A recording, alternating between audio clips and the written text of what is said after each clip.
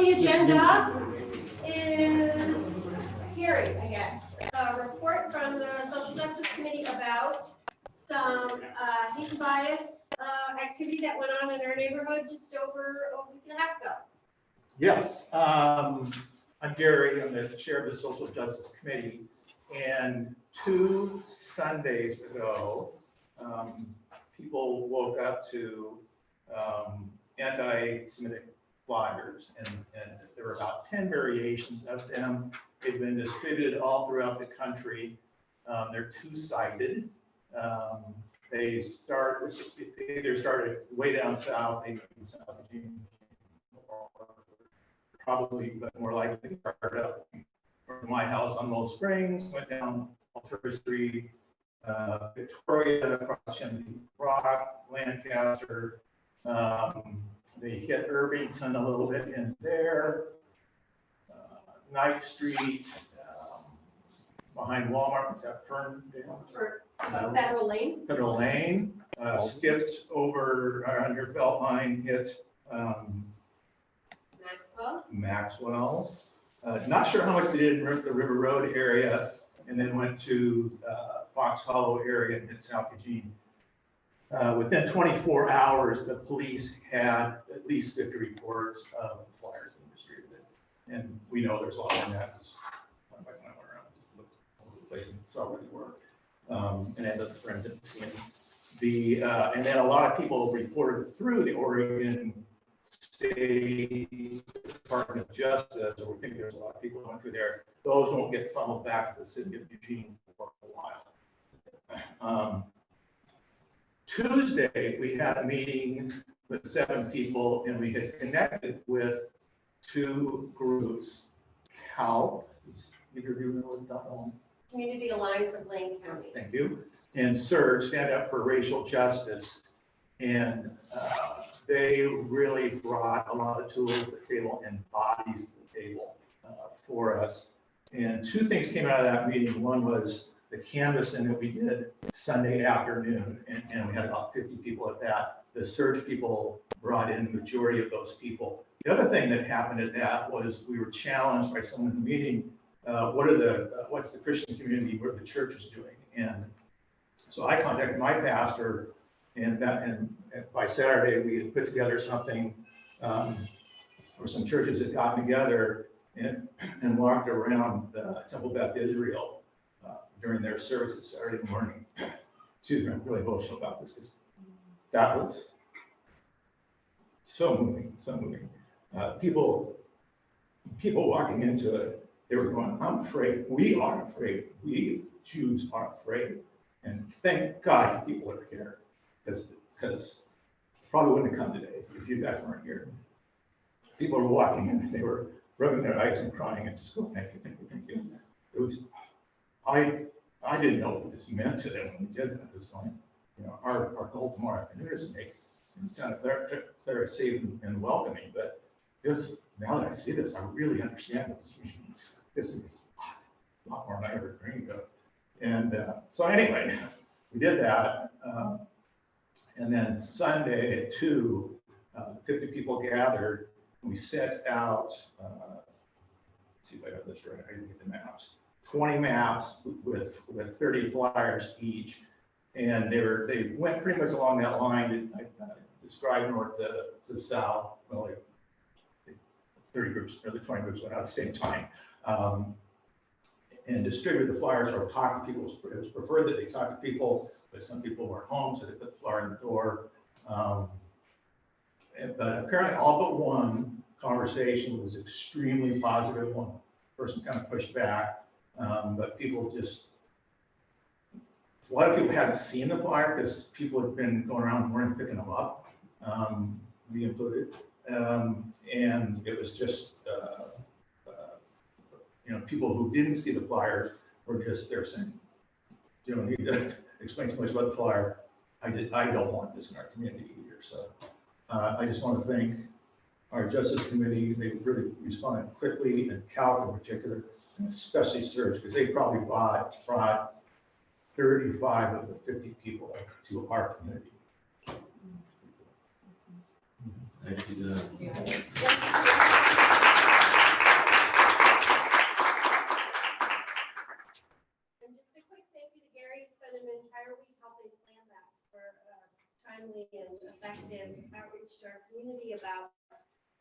spreading a message of unity and support. So thanks for that, Gary and Lindsay. We appreciate it. Yes, Tom? For Gary, people that are bringing these flyers and this message to our community, are they from our community or from outside the community? Do you know? We,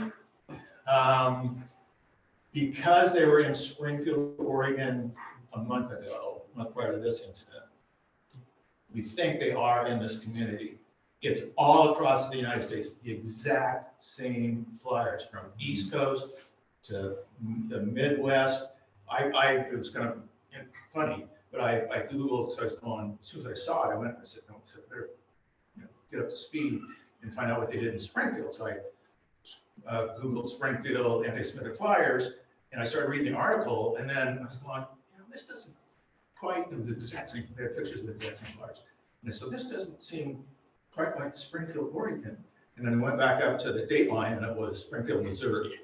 So I was, but it's we don't know if they ship them out in boxes, for people to then pack in these little plastic baggies and put ballast in.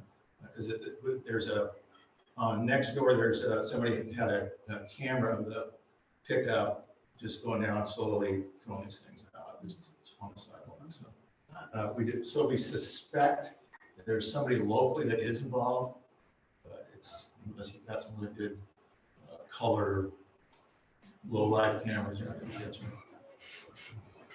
I mean, I think it's a good question, because essentially, I read something that Serge put out that said it's a national organization promoting these flyers and promoting them all over the country. The question is, why did they pick our neighborhood? And was it because there's a supporter here, or was it because who knows why? Is it somebody driving up and down the West Coast? But I think that they're designed to foment fear and things like that. So it's important to respond, I think. But I think that's a really great question, and unfortunately, we don't really know the answer. And to see one and say something about it, those things don't happen if there are people that are willing to stand up and say, wait a second, I'll turn you in, I'm opposed to this is my neighborhood. It is very scary to think that it's happening. As broad as it is, without all of us knowing who's doing it and what's happening. Seems like it just happened overnight. It's all across America. Yeah. I'm looking it up on my phone. Sure. Wow. Yeah. So it's sort of a national hate group, and somehow we're on their radar. Patty? I did this Sunday after fun, searching as to where you were all meeting, because it was a secret meeting and you had to get around and find out where it was. So I did take a packet and walked around the neighborhood, and we distributed 9 because the maps showed only certain houses were to have our response delivered to. And so we left the little brochures that were given to us last Sunday by Serge. And then I noticed that it must have been Gary's church that came. I don't know, Gary, I'm not, the Unitarian Church came. And so my question was, because it was pointed towards the Jewish people, and as I was walking around and delivering to those 9, nobody answered the door. So I didn't quite know why just those addresses.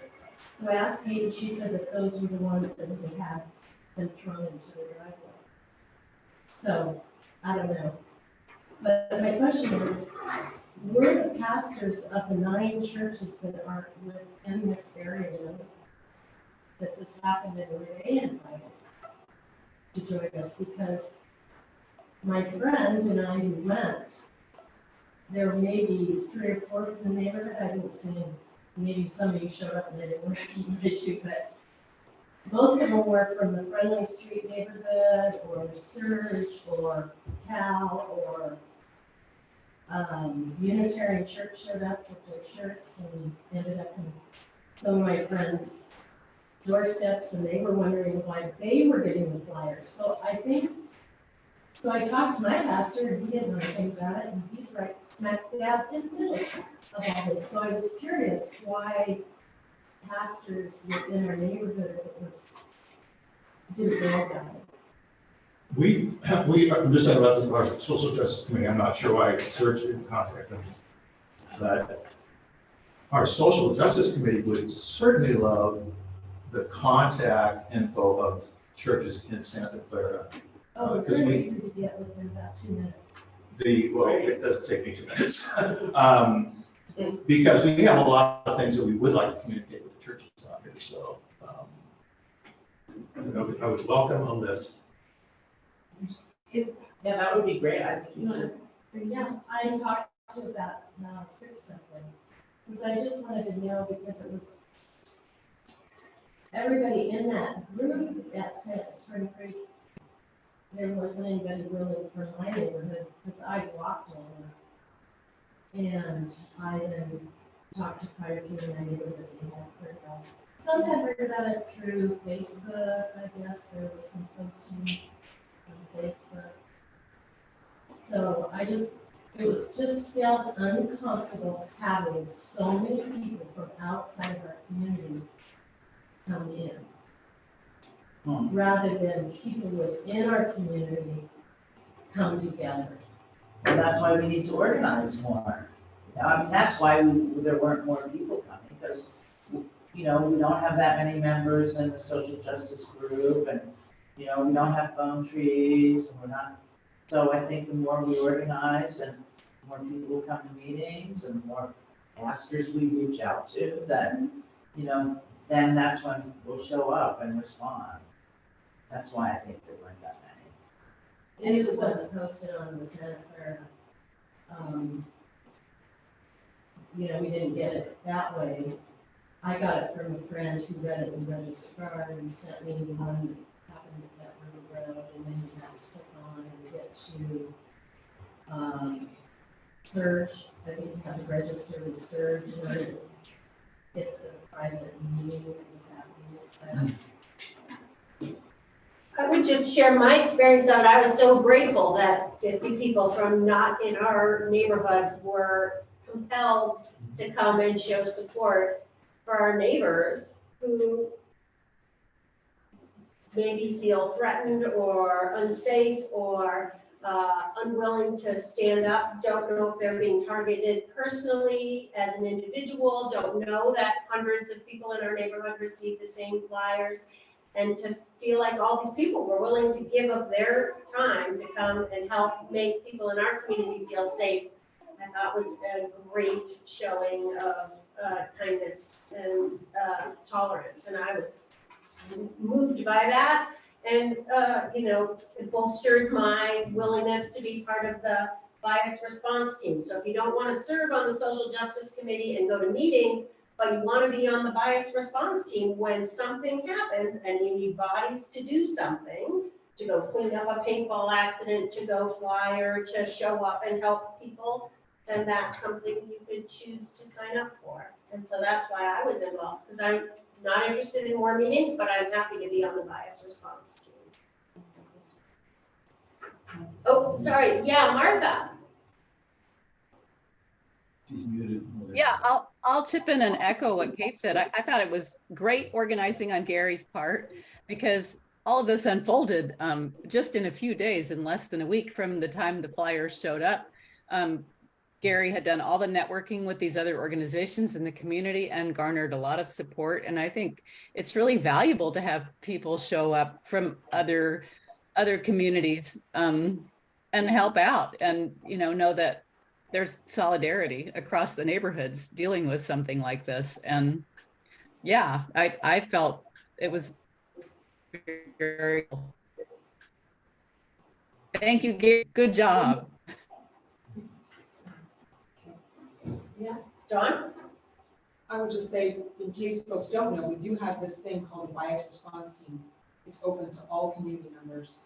That entire list was active, that's who we have. I mean, those are the people who raise their hand and say, we want to know if something happens so we can help. And that entire list was contacted, when we reached out to that entire list, Gary did the heavy lifting, reached out to that entire list. You know, when you get what you get, not everybody's free on that particular Sunday, not everybody's healthy enough on that particular Sunday, not everybody's feeling safe enough to go do that. How many people are on that list? Roughly. Probably 18, 19. Yeah, so we would love, I'm a member of the Social Justice Committee as well, we would love to have more people on that list. And absolutely, Yes. pastors and whoever, that's been open and available to folks for a couple of years now. So it's growing over time, it just takes time to build it. So please join us. Okay, any other questions for Gary, Martha, Terry, Dawn, members of our Social Justice Committee? It's a related question, I guess, for Ryan. Have you heard of this happening anywhere else in the county? Yeah, actually, Sheriff Harold and I have been in communication quite a bit about it. It's in South Eugene. It's still happening in Springfield. And there was actually a couple instances this morning in some unincorporated areas in West Lane. So the Sheriff's Department has been, they're on it. We've reached out to the Jewish Federation here in Lane County. There's some very active members in that. Just letting them know that we're here to support. There's no room for this in any community, let alone our communities. So it's been, I mean, if you're gonna try and look at one part of this, we have some strong communities, and everybody, we've reached out and been in a couple of different meetings similar to this, and you know, the positive side of it is everybody is very passionate about making sure it's not allowed. One thing we can do to try and help the sheriff is let them know anytime, addresses, because they really can't find any sort of pattern. They don't know, frankly, who's doing it. Are these people just driving through different towns, spreading this stuff and moving on? They really don't know, but it is actually being talked about on a state and federal level at this point. It's being taken very serious. But I wanted to clarify, it's not a crime. I mean, no crime has been committed, is my understanding. It's protected speech to hand out a flyer. And that's part of the problem, is that there's, you know, is that correct? Is anybody done? It's carefully done so that it is not a threat. It's not a crime. It's not a crime. Technically not a crime. It's an incident. It's a bias hate incident. I hate crime is not okay. Hate speech is not protected. And the state tracks the incidents as did the city. Matt? How do you find out what was said? Well, we've been advised by both the Jewish community and the police not to share that. I think if you, Because it's super anti-Semitic, you know, but I think you can get online. yeah, I would bet. It shouldn't be hard. Yeah. Somebody posted it on. Right. Because it's promoting hate. So the idea is, I think, that why would you want to promote more hate attempts around? And attention. What they want is attention and publicity. And every time we help amplify their message, that helps them accomplish reach more people, sadly.